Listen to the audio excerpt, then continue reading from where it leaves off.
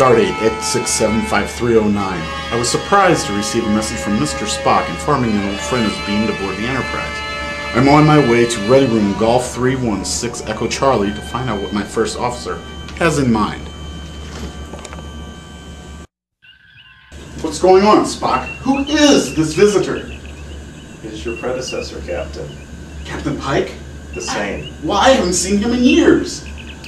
Before you see him, Captain, I'm afraid you must know something. He has been in an accident. Oh no, Spock. What kind of accident? It was, sir. It was a bowling accident. Spock here. Captain Pike has just arrived. Captain Pike has just arrived.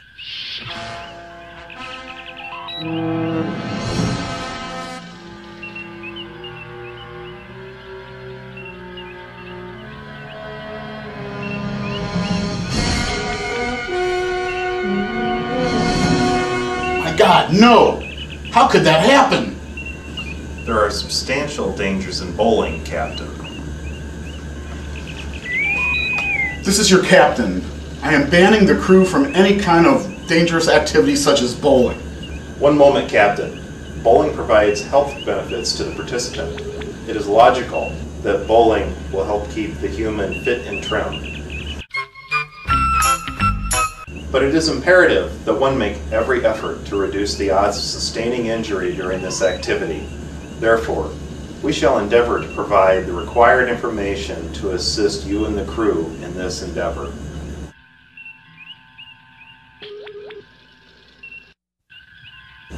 Check those shoes.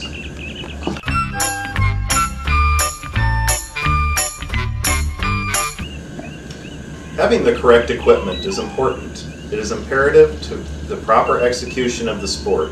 Shoe selection is vital. Shoes must be of the correct size for the foot, paw, or claw of the bowler, depending upon the species. You mean you put on other people's shoes? Correct, Captain. That brings us to my second point. Because the shoes may have been previously worn by a denizen of Rigel 6, the creature that sweats corrosive acid, it is urgent that you thoroughly check the shoe before putting your appendage into it.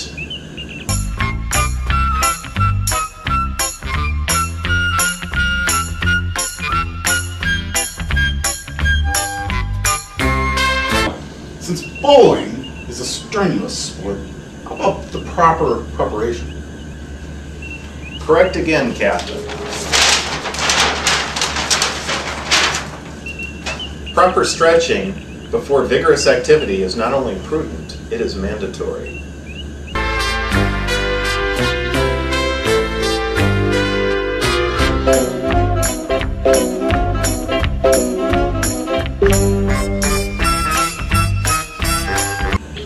Now, Captain, if I may, I would like to discuss projectile selection. It is necessary to select a projectile of the appropriate mass. If the projectile is too light, it may prove ineffective against the pin's shields. If the projectile is too heavy, it could strain your upper appendage or prove impossible to control.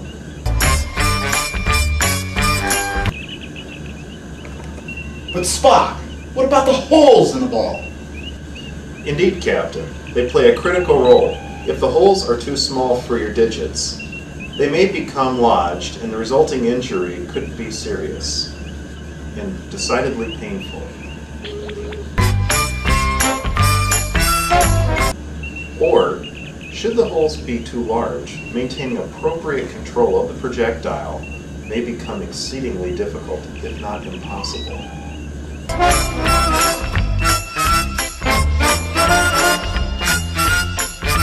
But Spock, what are the rules of engagement? How you provide sufficient energy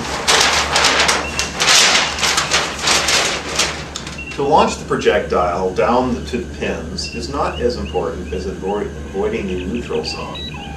That is the line that delineates the beginning of the actual bowling surface. This surface, past this delineation, is highly oiled, and should you come into contact with it, your shoes may become coated with oil and experience a decided decrease in coefficient of friction.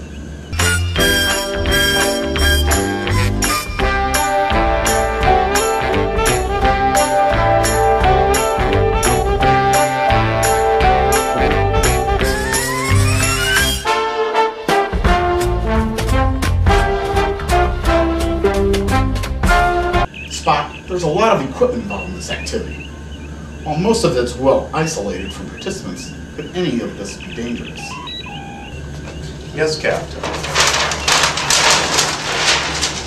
One must be particularly cautious of the projectile return. If one is reaching up for a projectile and another unexpectedly ascends upon the return, disaster could ensue. This is a hazard I don't believe Starfleet has fully anticipated. Computer, what information does Starfleet maintain about this activity of bowling? Every 27 minutes, another person is injured in a bowling mishap. While you were discussing this, someone else became a statistic. Do not let this happen to you. Do not become a statistic. Do not gutter ball safety. Right, Spock. We'll continue enjoying this healthy activity, but we'll make effort to keep it safe. Do you agree, Captain Pike?